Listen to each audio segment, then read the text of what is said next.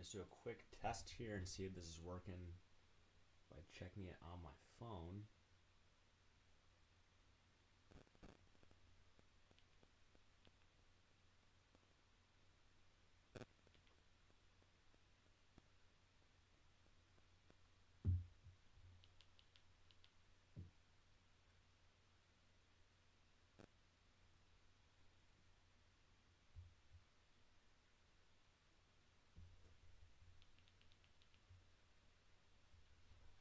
All right, 1 second. Let me test it once more.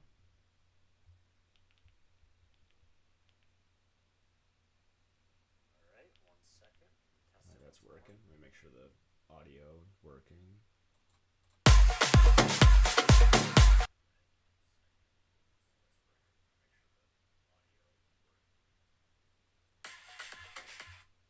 All right, it's all good.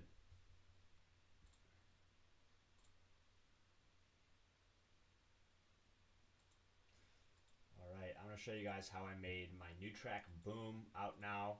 It's out everywhere: Spotify, YouTube, whole shebang. If you haven't heard it, go ahead and stream it by searching Fedo. Boom, should pop right up. So I'm gonna start with the drop in this track, because obviously that's the thing that people care about the most, probably. So I'm gonna go ahead and play the drop from the masters to give you an idea of what it sounds like. 1, 2, 3, go!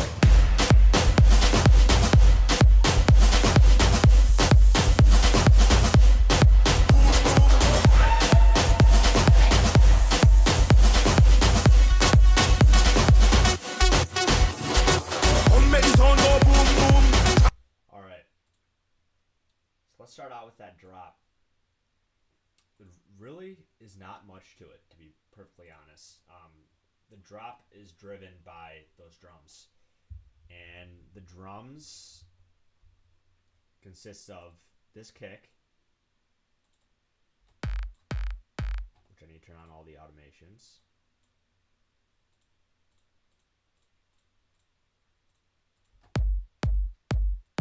Tom. And then there's percussion. Sometimes people think that they need to have tons of shit going on at once to make a powerful song. Sometimes it's just and then a sub bass.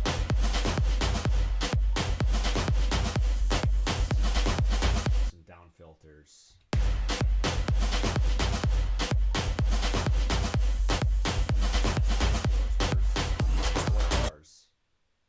Then after that comes in. This is the instrumental version. This project, I did the vocal mix down in a separate project, which I do a lot of times with songs. So let's keep going in the song here.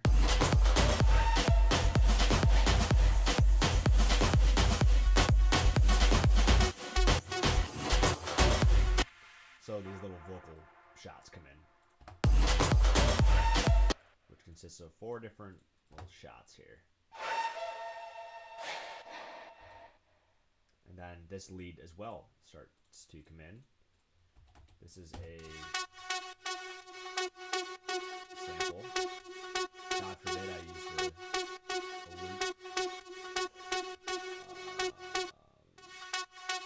And basically it just continues to wash out and pitch up the second break.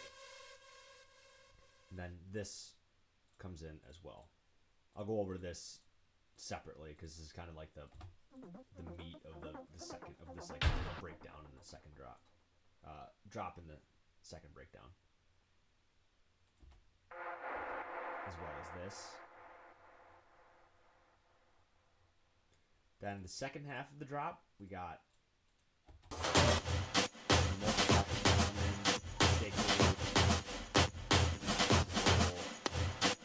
special effects that you can barely hear. And then some risers and downers and impacts to bring it into that second breakdown. And those just sound like this.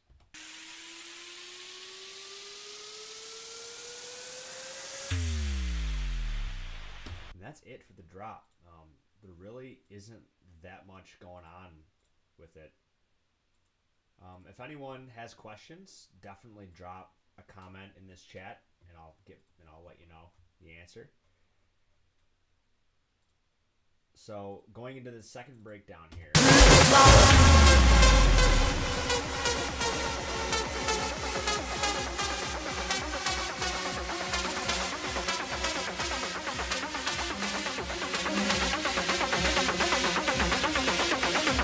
Let's talk about that little transition. I put a lot of work into this part.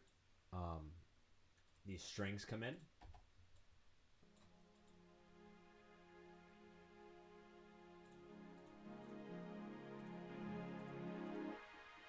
They're very low.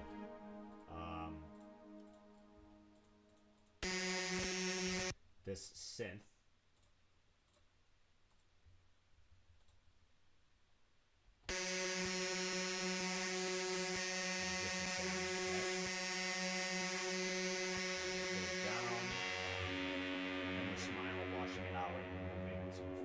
With this automation here.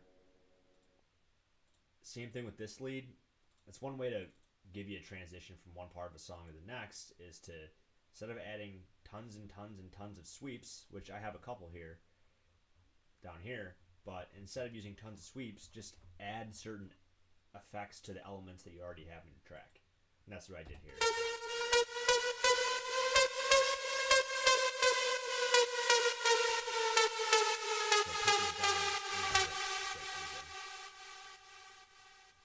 Synth fill. The 789 Chipov pack is really good. Would definitely recommend it if anyone's interested in like big room, progressive trance, future rave. His pack is awesome. See if anyone's got some questions. House District Records, what's up? If you haven't heard my song Free Society on House District Records, definitely check that out. So this clock comes in the second breakdown here.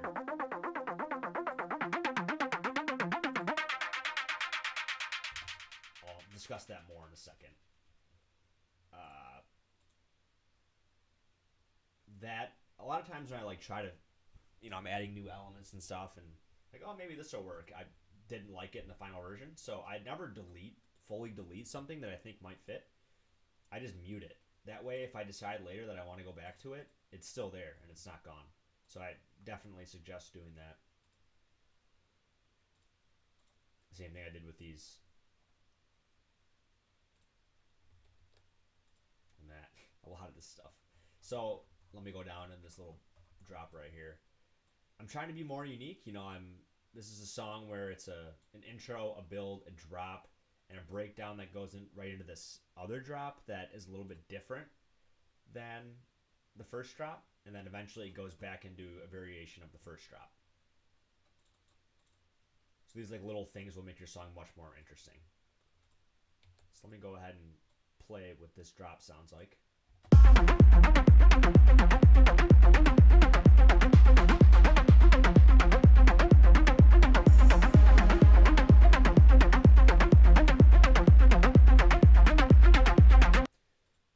As you can probably tell, a lot of influence there from like old groove house tracks. I think like old Size records. That's 100% the influence of this part. Like that's some of my old favorite stuff, and I wanted to incorporate it somehow in my track. A lot of automations going on this thing, and this is all to get it from this breakdown into this drop.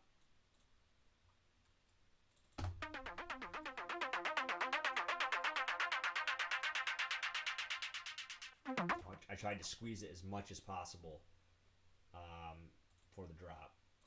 And I think this might just be one patch. Let's see.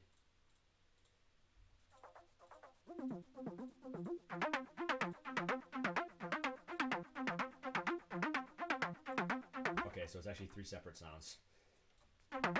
First one is this one, which is really like the main part of the sound. This is just a white noise layer that you can barely hear. And then this is kind of a little transient plucky noise. Let's see. Yeah, House District Records. How how does the sound quality sound as far as the output of FL Studio and the mic? Let me know. This is something that I'm kind of just getting used to, so definitely give me feedback on how this live stream sounds. So for the processing for this, FabFilter Pro boosting this area right here. I actually just recently got an analog EQ, which I would have done that here, but I didn't have it yet. Camel Crusher, because Camel Crusher's the shit. Adding a little bit of stereo width, and then all of this is just the automations, the filter automation and the smile automation. Soothe, which is an amazing plugin to help remove bad resonances and not like totally destroy a sound. And then it goes into this, which is just an echo. It helps really fill space with that sound. So that's the main part of this little breakdown in the drop here, is that pluck. Kick drum, different kick drum in the beginning. I think I might have added some processing to this kick drum. Let's see. Yeah, so this kick drum, I boosted some area that I thought could use it. Typically that's not an area I'm boosting for a kick drum, but whatever. Bark a Dog, really cool free plugin, helps boost your low end. And then this is just for the automation.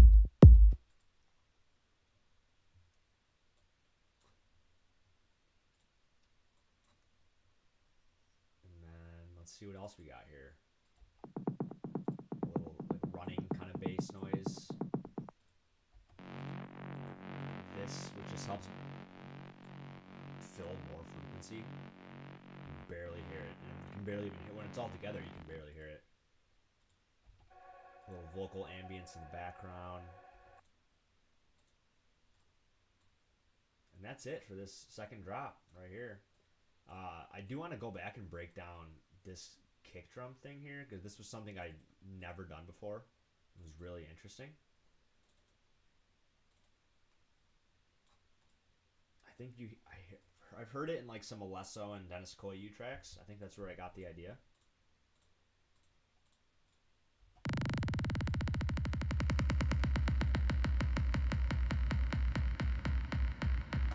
Super cool.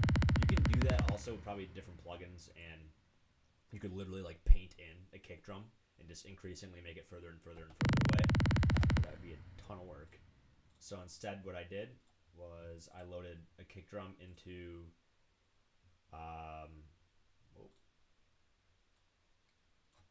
DirectWave and increase the loop speed of it, so it's constantly looping a longer period over and over and over. And it also has a reverb automation, making it more wet, and a filter. So these little cool tricks will make it much more interesting going from one part of a track to the next. So here's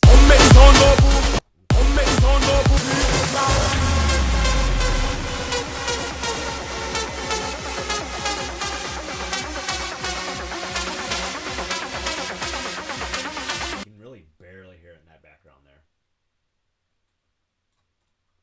And that's it for this part. Let me go into this second build up here. Come make the sound go boom boom. Tap that booty to the ground. Come make the sound go boom boom. DJ pull up, DJ pull up. Come make the sound go boom boom. Tap that booty to the ground. Come make the sound go boom.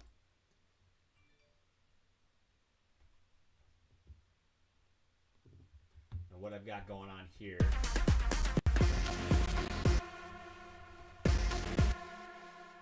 is some strings.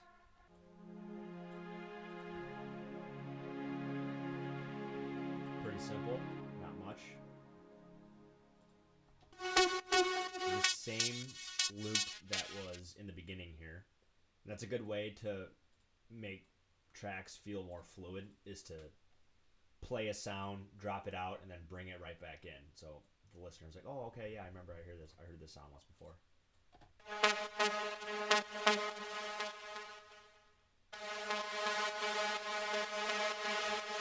And it's actually playing in the drop at like very high Endless Smile I thought was kind of cool. It kind of pushed it to the back a little bit. Got some more pads there.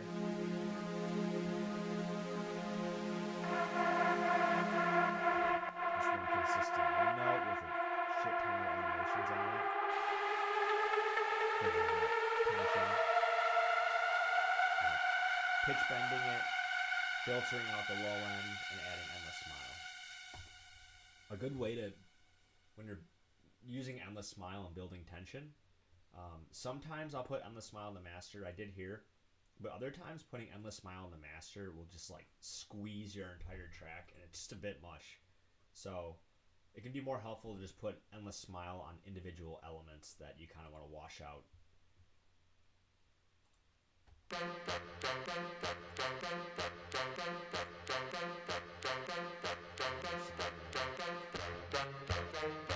It's the same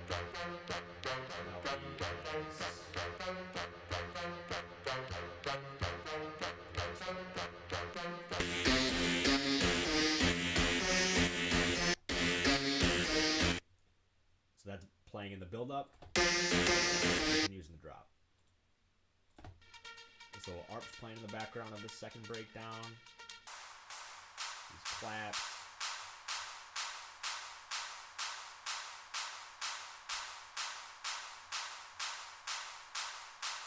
A respace that's constantly getting filtered as it rises. Some Atmos, some more Atmos.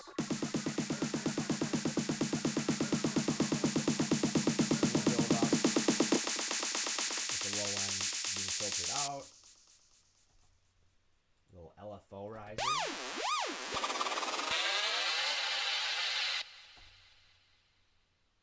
And that's it for this second part. Now I'll play the second drop here, which is pretty similar to the first one. Only difference is that it has this little like future ravey synth melody in it and like this like siren down sweep. This is what it sounds like.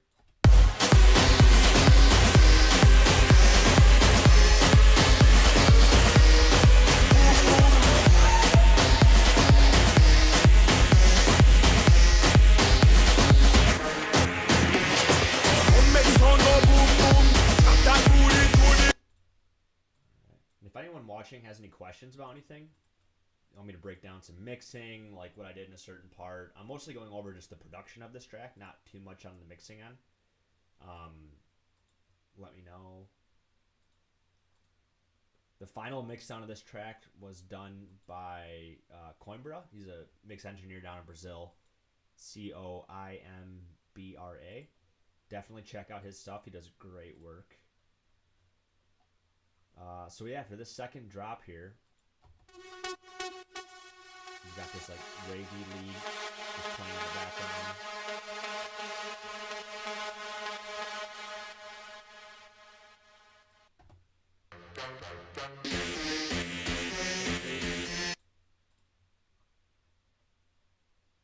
Typically, I don't rely on using this many synth loops in a track, but hey, if it works, it works. Who cares? There's hit records out there that you can find the exact synth sample that they used on Splice, and it has millions of streams. So there's nothing wrong with doing that. Little drum fill there. Same kick drum as the beginning. Same tom loop as the beginning. A drop ride that comes in.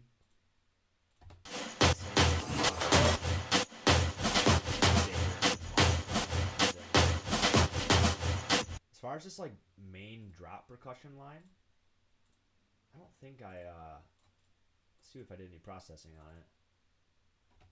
No. It sounded pretty clean as a sample. Sub bass, and then this little siren.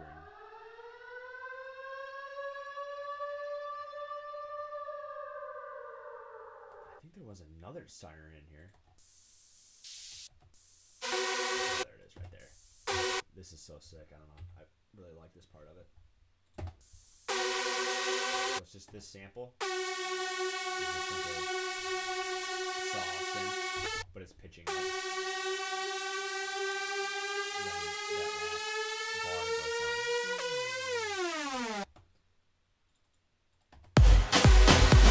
was only a variation with this drop compared to the first drop. I keep checking this here to make sure no one has any questions or anything. That's why I keep going back here. Let's see. That's really all there is on this part of the drop here. I started out the track. I built this track around this vocal, which I'm not going to play, so that it doesn't get copyrighted and taken down. But it is a old Jack U song.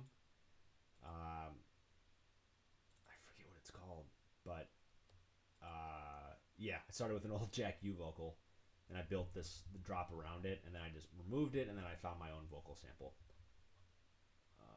Let's see what else we got here. I think that's really it. Some more.